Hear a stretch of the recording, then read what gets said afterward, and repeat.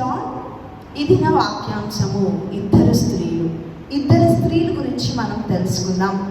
దివ్య గ్రంథంలో, పరిశుద్ధ గ్రంథంలో అనేక మంది స్త్రీల గురించి వ్రాయబడి ఉన్నది.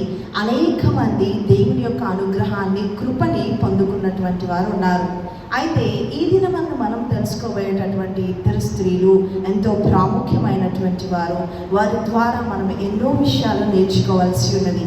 మనకు తెలుసు మార్తా మరియల గురించి, ఇంకా రూతు ఎస్తేరుల గురించి, ఇంకా అనేక మంది ప్రవక్తనీల గురించి మనకు తెలుసు. కానీ వీరి గురించి మాత్రము, వీరిలో ఉన్నటువంటి ఉంచబడినటువంటి మంచి గుణములు, గొప్ప గుణములు, వారి ద్వారా సంపాదించినటువంటి మేలైన కార్యముల గురించి ఈ దినమందు మనం తెలుసుకుందాం. చూద్దాం. మొట్టమొదటిగా ఒక ధనవంతురాలు గురించి, ఒక ఘనురాలైన స్త్రీ గురించి మనం తెలుసుకుందాం. నాకు తెలిసి చాలామంది విశ్వాసులకు ఇప్పటికే అర్థమైపోయి ఉంటుంది. ఘనురాలు అంటే షునేమి ప్రాంతమునకు చెందిన ఘనురాలైనటువంటి ఒక స్త్రీ గురించి మనం తెలుసుకుందాం. ఈ షునేమి అనేటటువంటి ప్రాంతమునకు చెందినటువంటి ఒక స్త్రీ. ఈమె చాలా ధనవంతురాలు, ఈమె ఘనురాలు. ఆ ప్రాంతంలో తన భర్తకి తానకి ఎంతో ప్రాముఖ్యత, పేరు ప్రఖ్యాతలు గవించినటువంటి కుటుంబము వీరిది. వీరికి ఉన్న ఒకే ఒక సమస్య ఏమిటంటే సంతానలేమి. వారికి బిడ్డలు లేరు, వారికి సంతానము లేదు. అయినప్పటికీ వారిద్దరూ దేవుని దృష్టికి ఎంతో అనుకూలముగా, ఇష్టముగా ఉన్నారు. ఆ ప్రాంతంలో జరపబడినటువంటి దైవ కార్య ఘనురాలైన స్త్రీ, ఈ షునేమి పట్టణమునకు చెందిన ఈ స్త్రీ ఎంతోమంది దేవునికి సంబంధించినటువంటి కార్యకలాపాలలో అత్యాసక్తి కలిగినటువంటి వ్యక్తి. అయితే ఈమె చేసిన పని ఏంటి? ఈమెకి లభించినటువంటి కీర్తి ఏంటి? ఈమె పొందుకున్న దేవుని అనుగ్రహం ఏంటి అంటే చూద్దాం. 2వ రాజుల గ్రంథం 4వ అధ్యాయంలో 8 నుంచి 37 వచనాల వరకు చూస్తే ఈమె స్టోరీ అంతా ఎంతో చక్కగా అక్కడ వ్రాయబడి ఉన్నది. ఆమె ఎవరో, ఏమై ఉన్నదో, ఏం చేసిందో, దేవుని అనుగ్రహాన్ని ఎలా సాధించుకునిందో, ఆమె ద్వారా మనం నేర్చుకోవాల్సిన అంశములు ఏంటో అనేవి 8వ వచనం నుంచి 37వ వచనం వరకు చాలా స్పష్టంగా ఆమె కొరకు వ్రాయబడి ఉన్నది.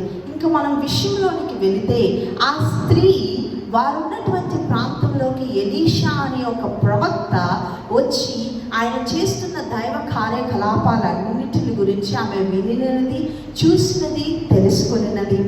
అయితే ఆ యొక్క ఎలీషాకి అక్కడ నివసించడానికి వసతి ఏర్పాటు లేకపోయినప్పుడు, నివసించడానికి అనుమతి అనుకూలమైన పరిస్థితులు లేకపోయినప్పుడు ఈమెకు ఒక ఆలోచన కలిగింది. అదేంటంటే, దైవజనుడు తరచుగా ఒక నెల రోజులకి 4-5 సార్లు మన ప్రాంతానికి, మన పట్టణానికి వస్తున్నారు.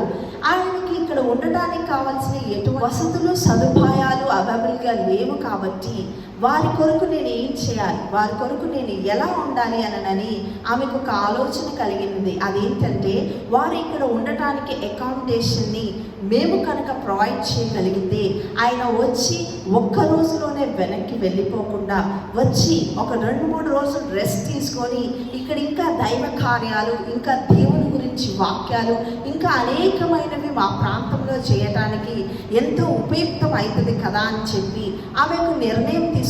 అదేమిటంటే, దైవజనుని కొరకు ఒక గదిని ఏర్పాటు చేసి, దైవజనుని కొరకు ఆ యొక్క రూమ్లో కావాల్సిన ప్రతి విధమైన పరికరములు అమర్చి, దైవజనుని కొరకు ఆయన వచ్చిన ప్రతిసారి శ్రేష్టమైనటువంటి ఆహారముని సిద్ధపరిచి ఉంచాలి అని ఒక నిర్ణయాన్ని తీసుకొని తన భర్తకి తెలియపరిచింది. ఎప్పుడైతే తన భర్తకు తెలియపరిచిందో, భర్త కూడా ఆమె యొక్క ఆలోచనని, ఆమె యొక్క ఉద్దేశంని వినిన వెంటనే ఎంతో చక్కగా ప్రోత్సహించి నువ్వు అలానే చేయమని చెప్తాడు. అయితే ఈమె ఏం చేసింది, మేడ మీద ఒక గదిని సిద్ధపరిచి, అక్కడ బల్ల నుంచి, అక్కడ దీపం స్తంభం పెట్టుకునేటటువంటి వాటన్నిటినీ అమర్చి, దైవజనుడు వచ్చినప్పుడు రెస్ట్ తీసుకోవాల్సిన ఫర్నిచర్ అంతా ఆమె అక్కడ సెట్ చేసి, నెక్స్ట్ డే వెళ్ళి ఎప్పుడైతే ఎలీషా దైవజనుడు ఆ యొక్క షునేమి పట్టణానికి వచ్చారో, అయా మీరు ఎక్కడ ఉంటున్నారు, మీరు దయచేసి మా యొక్క గృహంలో నివాసం ఉండండి, మా ఇంట్లో మీరు రెస్ట్ తీసుకోండి, మీరు వచ్చిన ప్రతిసారి మీరు వెంటనే వెళ్ళిపోకుండా లేదా ఉండటానికి ఇబ్బంది పడకుండా మా యొక్క గృహంలో మీరు రెస్ట్ తీసుకోండి, మీరు వచ్చి స్టే చేయండి అని చెప్పి ఈమె భర్త పనివారు అందరూ వెళ్ళి ఆ యొక్క దైవజనుడిని బ్రతిమలాడతారు.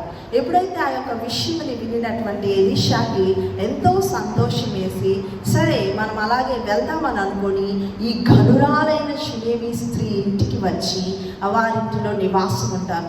ఇలాగా తరచూ ఏదో ఒక పని నిమిత్తం ఎవరొకరిని కలుసుకొనుటకు, దేవుని యొక్క విషయాలు అందించుటకు, ఎవరినొకరిని స్వస్థపరచుటకు ఈ యొక్క ఎలీషా యొక్క షునేమి పట్టణానికి రావటం జరుగుతుంది.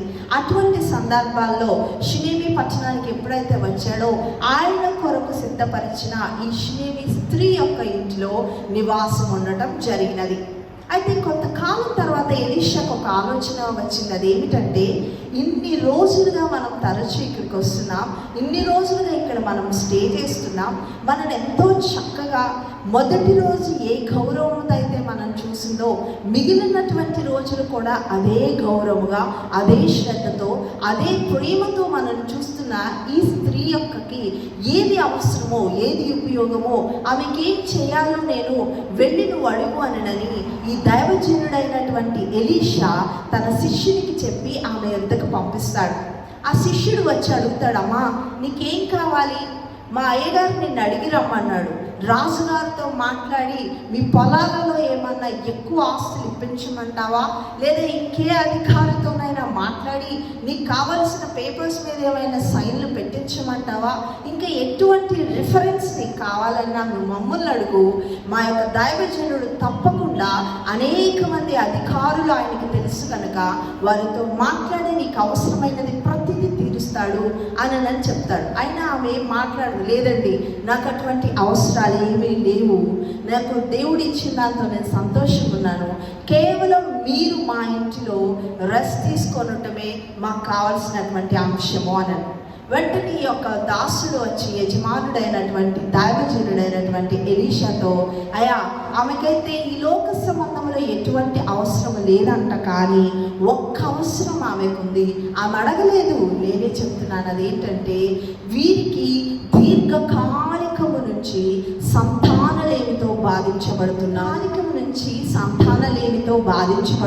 కనుక వారికి బిడ్డలు పుడితే వారి యొక్క సంతోషం సంపూర్ణమవుతుంది, వారి యొక్క ఆనందం పరిపూర్ణమవుతుంది అన్నప్పుడు వెంటనే దైవజనుడు ప్రార్థించి ఆమెను పిలిపించి ఒక మాట చెప్తాడు. రేపు వచ్చే ఈ సంవత్సరం వచ్చే సంవత్సరం ఈ రోజు కల్లా నీ ఒడిలో బిడ్డ ఉంటాడు అని ప్రవచించి ఆమెని ఆశీర్వదించి వెళ్ళిపోతాడు. దేవుడు తప్పకుండా ఆ సమయమున ఆమెను దర్శించి ఎప్పటి నుంచో బిడ్డలు లేని పరిస్థితిని అనుభవిస్తున్న వారికి చక్కని బిడ్డని దేవుడు అనుగ్రహిస్తాడు. హల్లెలూయా. ఎప్పుడైతే ఆమెకి బిడ్డ పుడతాడో ఆ బిడ్డను బట్టి ఆమె ఎంతో సంతోషపడుతుంది, ఎంతో ఆశపడుతుంది. ఇక్కడ మనం గుర్తించవలసినటువంటి అంశం ఏంటంటే, ఆమె వెళ్ళి దైవజనుని ఇబ్బంది పెట్టలేదు. నాకు బిడ్డలు కావాలి, ప్రార్థించి మా రూమ్ని మీకు ఇచ్చాము, కావలసిన ఆర్థికపరమైన సహాయాన్ని మీ ట్రాన్స్పోర్టేషన్కి మేము ఖర్చు చేస్తున్నాము, మీరు వచ్చి భోంచేయడానికి కావాల్సిన రుచికరమైన పదార్థములన్నీ మీ కొరకు మేము ఖర్చు చేసి పెడుతున్నాం, కాబట్టి మా యొక్క దుఃఖాన్ని, మా యొక్క పరిస్థితిని కూడా మీరు కన్సిడర్ చేసి మాకు బిడ్డలు పుట్టినట్లుగా మీరు ఏదో ఒకటి చేయండి అయ్యా అని ఆమె నోరు తెరిచి అడగలేదు. ఎందుకంటే ఆమె దైవజనుని ఆశించి ఇంటికి ఆహ్వానించలేదు. హల్లెలూయా. ఆమె దైవజనుని దగ్గర నుంచి ఏదో లాభాన్ని సంపాదించుకోవాలని దైవజనుని ఇంటికి ఆహ్వానించలేదు, కానీ యథార్థముగా దైవజనుని యొక్క అవసరతను గుర్తించి తనకు కలిగినటువంటి అవకాశమును బట్టి అతన్ని ఇంటికి చేర్చుకొని అతనికి కావలసిన సదుపాయాలు అందించడం జరిగినది.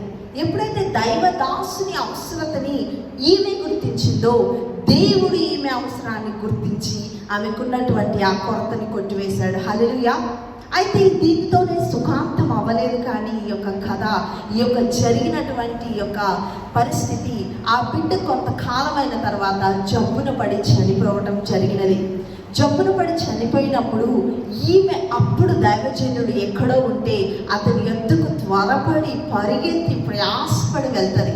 వెళ్ళిన అంత దూరంలోనే ఆ యొక్క ఎలీషా పనివాడు వచ్చి, ఏమైంది, ఎలా ఉన్నావు, అంతా సంతోషంగానే ఉన్నారా, అందరూ బాగున్నారా, ఇక్కడికి రావడానికి కారణం ఏమిటి అని చెప్పి అడుగుతాడు.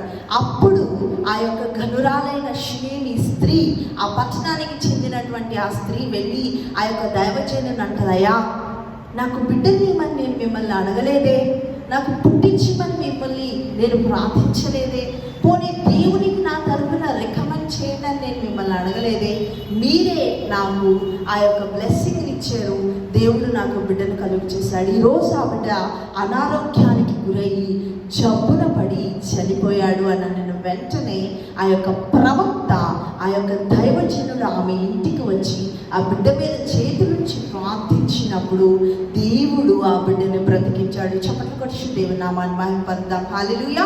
ఎప్పుడైతే ఆ బిడ్డని దేవుడు బ్రతికించాడో ఆమె సంతోషం సంపూర్ణమైనది, ఆమె సంతోషం పరిపూర్ణమైనది. వారి కుటుంబంలో ఆ యొక్క కార్యము, ఆ యొక్క అద్భుతము వారిని ఈరోజు దివ్య గ్రంథములో లిఖించబడటకు ఒక కారణమైనది. మనం నేర్చుకోవాల్సిన అంశం ఏమిటంటే, తను అవసరతలో ఉంది, తను అక్కరలో ఉంది, అనేక మంది చేత బాధించబడుతుంది, గొడ్రాలు అని అవమానించబడుతుంది. ఎంత ఆస్తుంటే ఏంటి, దాన్ని అనుభవించడానికి వారసులు లేరే అని. కానీ మనుష్యుల మాటలన్నీ ఆమె పట్టించుకోలేదు, మనుష్యుల మాటలను బట్టి ఆమె భయభ్రాంతికి గురవ్వలేదు. కానీ దైవజనుడి యొక్క అక్కర, దైవజనుడి యొక్క అవసరత, దైవజనుడి యొక్క పరిస్థితిని చూసి ఆయన కొరకు ఒక నివాసముని ఏర్పాటు చేసి, ఆయన వచ్చిన ఆయన్ని, నేను నీకు ఇది అది చేశాను కదా, నేను నీకు ఇది చేశాను కదా, నాకు కూడా అది చేయి, నాకు కూడా ఇది చేయని బలవంతం చేయలేదు. కానీ ఆమె యొక్క ప్రవర్తనకి, ఆమె చేసిన మేలుకి దేవుడికే ఆలోచన పుట్టి, నా బిడ్డ అవసరతని ఈమె గుర్తించింది కనుక ఈమె అవసరత నేను తీర్చాలి అని చక్కని బిడ్డతో దేవుడు ఆమెని ఆశీర్వదించడం జరిగినది. అయితే ఈ యొక్క మాటలు వింటున్న మనకి ఒక ప్రశ్న తలెత్తవచ్చు. ఆమె ఘనురాలు అన్నారు కదా, ఆమె ధనవంతురాలు అన్నారు కదా, ఆమె ఆ ప్రాంతంలో ఎంతో ఆశీర్వదింపబడిన వ్యక్తి అన్నారు కదా, మరి మేమైతే దీనులం, మరి మేమైతే అంత ఆర్థిక పరిస్థితుల్లో గొప్పవారము కాదు. ఆమెంటే ఇల్లు ఇచ్చింది, ఆమెంటే ఆహారమును పెట్టింది, ఆమెంటే రాకపోకల యొక్క శ్రద్ధ నిలిపింది, ఆమె అన్ని చేయడానికి ఆమె పనివారు ఉన్నారు, మాకెవరున్నారు, మేమేం చేస్తాం, మరి మేము దేవుని కృపను పొందుకోలేమా, మేము పరిశుద్ధుల అవసరతల అక్కరంలో పాల్గొంచుకోకపోతే మాకు దేవుడు సహాయం చేయడా అని మనందరికీ ఆ యొక్క క్వశ్చన్ రావడం సహజమే. అయితే మన వంటి పరిస్థితుల్లో, మనలాంటి దీన స్థితిలో ఉన్న మరొక స్త్రీ కూడా ఇలాగే దైవజనుని అవసరత, అక్కరత చూసి ఆమె జీవితంలో ఉన్న కొరతను కొట్టివేసుకున్నకు ఒక సుమార్గముని ఆమె ఏర్పాటు చేసుకునింది. హల్లెలూయా. ఎవరు ఆ స్త్రీ, ఎక్కడుంది ఆ స్త్రీ, ఏం చేసింది ఆ స్త్రీ అన్నది ఇప్పుడు మనం తెలిసి ఎవరో చూద్దాం. మరి ఒక స్త్రీ, ఈ స్త్రీ పేద విధవరాలు. మొట్టమొదటిగా మనం తెలుసుకున్న స్త్రీ ఘనురాలు, ధనవంతురాలు. ఈమెతే పేద విధవరాలంట. ఈ పేద విధవరాలు ఉంటున్నటువంటి ప్రాంతం ఏంటి, సారేపతు అనేటటువంటి ఊరు. మొదట మనం చూసిన స్త్రీ ఎవరు, షునేమి పట్టణమునకు చెందిన ఆమె. ఎక్కడ చూసాం ఆమెని, 2వ రాజుల గ్రంథంలో చూసాం. ఇప్పుడు మనం చూడబోతున్న ఈ పేద సారేపతి విధవరాలు ఎవరు అని అంటే, 1 రాజుల గ్రంథము 17వ అధ్యాయము 10వ వచనము నుంచి 18వ వచనం 24వ వచనం వరకు మనం చూసినట్లయితే ఆమె యొక్క చరిత్ర, ఆమె చేసిన కార్యము, ఆమె ఎవరో ఏమై ఉన్నదో మొత్తం అక్కడ వ్రాయబడి ఉన్నది. 1 రాజుల గ్రంథం 17వ అధ్యాయము 10వ వచనం నుంచి 24వ వచనం వరకు. ఆ కాలంలో, ఆ ప్రాంతములో, ఆ యొక్క పరిస్థితిలో కరువు సంభవించి తినుటకు త్రాగుటకు ఎటువంటి వసతులు అవకాశము లేనప్పుడు ఏలియా అనే ఒక ప్రవక్తకి దేవుడు చెప్పాడు. ఏమనంటే, ఏలియా, ఈ వాగు ప్రక్కన నీరు త్రాగడం ఇంకా నువ్వు ముగించి సారేపతు అనే ఒక ఊరికి వెళ్ళు, అక్కడ ఒక విధవరాలికి నేను ఆజ్ఞాపించాను. ఏమనో తెలుసా, నిన్ను పోషించటానికి అని. వెంటనే అయ్యా ఆ సారేపత్తులు ఏమన్నా కరువు లేకుండా ఉన్నదా? ఆ సారేపత్తులు ఏమన్నా సమృద్ధి ఉన్నదా? ఆ సారేపత్తి విధవరాలు ఏమన్నా ధనవంతురాలా అని ఈయన అనలేదు. ఎందుకంటే ఆ సారేపత్తిలో కూడా కరువు ఉన్నది. అయినప్పటికీ ఈయన వెళ్ళడం జరిగినది. ఎందుకంటే ఆ యొక్క ఏలియా ప్రాప్తికి తెలుసు దేవుని యొక్క ఉద్దేశాలేంటో, దేవుని యొక్క కార్యములేంటో. ఏలియా ఆ యొక్క ప్రాంతమునకు వెళుతూ ఉండగానే దారిలో ఆ యొక్క విధవరాలు కట్టె పుల్లలు ఏరుకుంటూ కనిపించింది. వెంటనే ఆ దైవజనుడు, ఆ యొక్క ఏలియా ప్రవక్త ఆమె దగ్గరికి వెళ్ళి అంటాడు, నా కొరకు నీవు పోయి నీళ్లు తీసుకొని రా అని. నీళ్లు తీసుకోవడానికి వెళ్ళిన ఆమె దగ్గరికి ఇంకా అంటాడు, వస్తూ వేడి ఒక అప్పము అంటే ఒక రొట్టెని తీసుకొని రా అని. ఆ పేద విధవరాల స్థితి ఎలా ఉన్నదో తెలుసా? వెళ్ళిపోయి నీళ్లు తీసుకొచ్చి రొట్టె తీసుకొచ్చి దైవజనుడికి పెట్టే పరిస్థితులు ఆమె లేదు. ఆమె బుడ్డిలో కొంచెము పిండి, ఆమె బుడ్డిలో కొంచెము నూనె మాత్రమే ఉన్నది. ఆ తొట్టిలో కొంచెము పిండితో, బుడ్డిలో కొంచెము నూనెతో ఒక రొట్టె చేసి తన ఆకలితో ఉన్న ఆ బిడ్డకు ఆ రొట్టెను పెట్టి, ఆ తర్వాత ఇద్దరు చనిపోవాలి కరువుకి అని అనుకున్నారు. ఆ బిడ్డ ఉదయం నుంచి అడుగుతూ ఉన్నాడు ఆ విధవరాలిని, అమ్మా నాకు ఆకలేస్తుంది, ఆహారం పెట్టవా, అన్నం పెట్టవా అని. ఎప్పుడైతే ఆ యొక్క బిడ్డ అడుగుతున్నాడో ఆ తల్లి కట్టెలు ఏరుకొని వచ్చి ఆ యొక్క తొట్టిలో గుప్పెడు పిండితో, ఆ బుడ్డిలో కొంచెం నూనెతో ఆమె చేసి ఆ రొట్టెని చేసి తినించి, ఇక ఆ బిడ్డ వారు ఇద్దరు కలిసి చనిపోవాలి అని అనుకున్నారు. తదుపరి దైవజనుడు వచ్చి ఆమెను అడుగుతున్నటువంటి మాట ఏంటంటే, నీవు నా కొరకు నీరుతో పాటు ఆ యొక్క అప్పమును కూడా రొట్టెను కూడా తీసుకురా అని చెప్పినప్పుడు, అయ్యా నా దగ్గర విస్తారమైన పిండి లేదు, నా దగ్గర విస్తారమైన నూనె లేదు. మీకు తెలుసు మన దేశమంతా కరువుతో నింపబడి ఉన్నది. నా దగ్గర ఉన్న కొంచెముతో అనారోగ్యంతో ఉన్న నా బిడ్డకు పెట్టి మేము తిని చనిపోవాలి అని అనుకుంటున్నాం. మరి ఏంటంటే దైవజనుడు అంటాడు, లేదు, నువ్వు వెళ్ళి మొదట ఉన్న ఆ పిండితో నాకు చేసుకొని రా అని చెప్తాడు. వెంటనే ఆమె వెళ్ళి ఆ యొక్క గుప్పెడి పిండి, ఆ బొట్టి నూనె తీసుకొని ఒక అప్పం చేసుకొని వెనక్కి వచ్చి తీసుకొని వస్తాడు. దైవజనుడు తినిన తర్వాత మళ్ళీ వెళ్ళి నీ కొరకు నీ కుమారుడి కొరకు సిద్ధపరచుకో అని చెప్తాడు.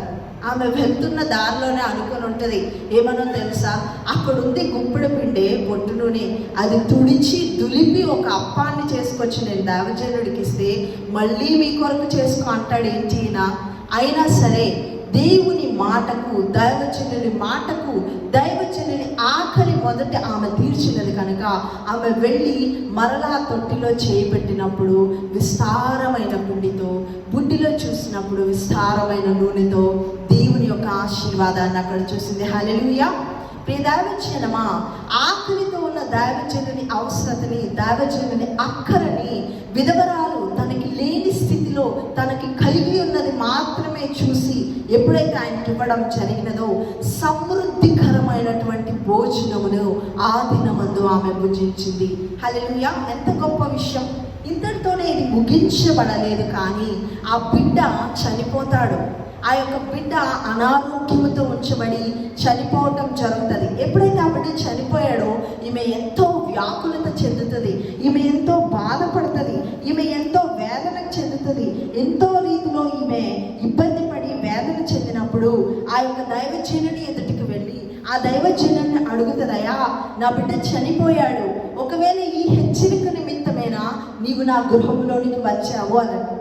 అప్పుడు ఆ యొక్క ఏలియా ఆ బిడ్డ దగ్గరికి వెళ్ళి ప్రార్థన చేస్తాడు, యెహోవా నా దేవా, నన్ను చేర్చుకొనిన ఈ విధవరాలి కుమారుణ్ణి తిరిగి బ్రతికింపవా, మరలా తిరిగి ఆ బిడ్డలోనికి జీవాన్ని పంపించవా అని. చూడండి, ఏలియా ప్రవక్త చేసినటువంటి ప్రార్థన. నాకు తెలిసి ఆ యొక్క ప్రవక్త ఈ బిడ్డ బ్రతుకును గాక అంటే లేచి బ్రతుకుతాడు. అటువంటి గొప్ప కార్యాలు ఆయన ద్వారా జరపబడ్డాయి. కానీ ఆయన చేసినటువంటి మనమేంటంటే, నన్ను చేర్చుకొనిన ఈ విధవరాలు కుమారుణ్ణి అన్నాడు. హల్లెలూయా. ఎందుకనంటే ఆమె లేని స్థితిలో, ఆమెకున్న కొంచెములోనే దైవజనునికి ఇచ్చుటకు వెనదిరగలేదు. అదే నా ఇంటికో మన ఇంటికో వస్తే ఏం మాట్లాడుతున్నారు పాస్టర్ గారు, నా దగ్గర ఉన్న 1 రూపాయి మీకు ఇస్తే నేనేం తిని బతకాలి, అసలే మా అబ్బాయి అడుగుతున్నాడు, లేదు లేదు ఈసారి ఎప్పుడు అన్నారంటే అప్పుడు మీకు నేను 10 రూపాయలు ఇస్తాను అని చెప్తాం మనం. ఆమె ఆ కరువు సమయంలో ఈ రొట్టె తిని మేము ఎలాగూ చనిపోతాం, అది తినకుండా దైవజనుడికి పెట్టి చచ్చిపోతే తప్పే ఉందిలే అని నన్ను అనుకుంది ఆమె. ఎప్పుడైతే దైవజనుని అవసరత అక్కరని ఆమె చూసిందో దేవుడు ఆమె అవసరతను తీర్చాడు. అనారోగ్యముతో ఉన్న ఆ బిడ్డని లేపి బ్రతికించాడు. అప్పుడు ఆమెకు అర్థమైనది, ఈ కరువులో దేవుడు ఎందుకు ఏలియా ప్రాప్తిని నా ఇంటికి పంపించాడంటే నేను కరువుతో ఉండకూడదు, నా బిడ్డ అనారోగ్యంతో చనిపోకూడదు అని చప్పట్లు కొట్టి దేవుని మహిమపరుద్దాం. ఈ ఇద్దరు స్త్రీలలో ఉన్నటువంటి ప్రాముఖ్యమైన సిమిలారిటీస్ ఏంటంటే వారిద్దరూ వివిధమైన ప్రాంతాలకు సంబంధించినటువంటి వారు. ఒకరేమో ఘనులు, ఒకరేమో దీనులు, ఒకరేమో ధనవంతులు, ఒకరేమో పేదవారు, ఒకరికేమో భర్త ఉన్నాడు, ఒకరేమో విధవరాలు, ఒకరికేమో బిడ్డలు లేరు, ఇంకొక ఆమెకేమో బిడ్డ ఉన్న అనారోగ్యముతో ఉన్నాడు, ఒక ఆమెమో దైవజనునికి అవసరమేమో అని అడగకపోయినా దైవజనుడు రాకపోయినా వెళ్ళి బ్రతిమలాడి తెచ్చుకున్నది, ఇంకొక ఆమెమో ఇంటికి వచ్చిన దైవజనుడికి లేనిది కూడా కష్టపడి తనకున్న కొంచాన్ని పెట్టింది. 2 కుమారులు చనిపోయినా ఆ 2 దైవజనులు వచ్చి ప్రార్థించినప్పుడు ఆ 2 సజీవులుగా ఉన్నారు. వీరిని చూసి మనం నేర్చుకోవాల్సినటువంటి అంశం ఏంటంటే దేవుని యొక్క అవసరతలో, దైవజనుల అక్కరలో, అనగా ఇతరులలో ఎవరికైనా ఆపదల్లో ఉన్నప్పుడు మనకు కలిగినది వారికి ఇచ్చట ద్వారా లేనిది మనం దేవుని ఎదుటి నుండి సంపాదించుకుంటాం. మన దగ్గర ఏమీ లేకపోతే ప్రార్థన అనే గొప్ప శక్తి ఉన్నది. అది చేసైనా మనం ఇతరుల కొరకు ఉపయుక్తకరముగా ఉంటే మన జీవితాలలో, మన యొక్క కార్యాలలో దేవుడు జరిగించవలసిన అద్భుతాలను కూడా మనం సంపాదించుకొని దీవెన పొందుకుంటాం. కాబట్టి క్రైస్తవులైన మనము ఈ 2 స్త్రీల వలె వారు ఉన్న దానిలోనూ దేవుణ్ణి చూశారు, లేని దానిలోనూ దేవుణ్ణి చూశారు. దైవజనులకు పెద్ద పీటలు వేసి ఇతరుల యొక్క కష్టాలను, ఇతరుల యొక్క అవసరతల గురించి ఆసక్తి చూపినందుకు వారి అవసరతలు, వారి కొరతలు అక్కడ కొట్టివేయబడ్డాయి. మనము కూడా మన అవసరతలు, మన కొరతలు, మన యొక్క ప్రతి విధమైన పరిస్థితి మార్చివేయబడాలి అంటే ఇతరుల కొరకు, దేవుని విషయాల కొరకు శ్రద్ధని, ఆసక్తిని చూపినప్పుడు తప్పక మన పరిస్థితులను దేవుడు మారుస్తాడు. ప్రార్థన చేసుకున్నాం కళ్ళు మూసుకొని. నజరేయుడైన యేసయ్య అద్భుతాలు చేయదేవా, ఆయా గొప్ప కార్యములు జరిగించేవాడా, శుభకార్యాలు, శక్తివంతమైన కార్యాలు, బలమైన సజీవమైన కార్యములు చేసేదేవా మీకు వందనాలు. ఆయా ఈ 2 స్త్రీల ద్వారా మీరు మాతో మాట్లాడిన విధానమును బట్టి మీకు స్తోత్రమయ్యా. మొదటి రాజుల గ్రంథంలో ఉంచబడిన స్త్రీ దీనురాలైనప్పటికీ, ఒంటరిగా విధవరాలైనప్పటికీ తనకు కలిగిన కొంచెము దైవజనునికి ఇచ్చి విస్తారమైనటువంటి దీవెన పొందుకుందయ్యా. కరువు వచ్చి ఎంతో మంది చనిపోయినా ఆమె మాత్రం సమృద్ధిని చూసింది. అనారోగ్యంతో ఎంతో మంది బిడ్డలు చనిపోయినా ఆమె బిడ్డ చనిపోతే తిరిగి జీవాన్ని పొందుకొని లేచాడు ప్రభువా. ఈ రోజు ఆమె గురించి మేము చదువుకొని ఆమె వలె మేము కూడా ఆయా పరిశుద్ధుల అవసరతలోను, ఇతరుల అక్కరలోను సహాయపడే వారిగా ఉండాలి అని నేర్పించిన విధానమును బట్టి మీకు స్తోత్రము. ఆయా 2వ రాజుల గ్రంథంలో రాయబడిన ఘనురాలైన శునేమి స్త్రీ అడగకనే అవసరతలో ఎవరున్నారో అని తెలిసి ఎరిగి ఆనంతటా ఆమె వెళ్ళి ఇదిగో ఆ యొక్క అవసరతను తీర్చి, నేను నీకు ఇది చేశాను కాబట్టి నాకు అది చెయ్యని అడగకుండానే ఆమె మౌనమే నీ యొక్క శ్రద్ధ ఆమె మీద నిలిపినట్లు కృప చూపి ఆమెకు గొప్ప ఆశీర్వాదాన్ని ఇచ్చి కనని గర్భముని కనే గర్భముగా చనిపోయిన బిడ్డని తిరిగి లేవనెత్తి ఆశీర్వదించావు ప్రభువా. మా జీవితాలలో కూడా ఇటువంటి బ్యారన్నెస్, ఇటువంటి ఆర్థిక లోపాలు, ఇటువంటి అనేకమైన అవసరతలు, అక్కర్లు ఉంచబడినవి. అయితే మేమేమి చేసి నీ ఫేవర్ సంపాదించుకోవాలో, మేమేమి చేసి నీ యొక్క ఆశీర్వాదాన్ని, దయను సంపాదించుకోవాలో తెలియట్లేదు ప్రభువా. ఈ దినమందు వీరి ద్వారా మీరు మాతో తెలియజేసిన ఈ కీని బట్టి మీకు స్తోత్రములు. పరిశుద్ధుల అవసరతలలోనూ, ఇతరుల యొక్క అవసరతల్లోనూ మేము శ్రద్ధ నిలిపి కలిగినది ఇచ్చి, ఏమీ లేకపోతే ప్రార్థనైనా చేసి నీ దీవెన్ని, నీ ఫేవర్ని సంపాదించుకునే వారిలో నన్ను, మమ్మలను ఉంచమని ప్రతి బిడ్డని దీవించి దీవించి ఆశీర్వదించి అభిషేకించమని నజరేయుడైన యేసుక్రీస్తు నామమున ప్రార్థించుచున్నాము తండ్రి. ఆమేన్.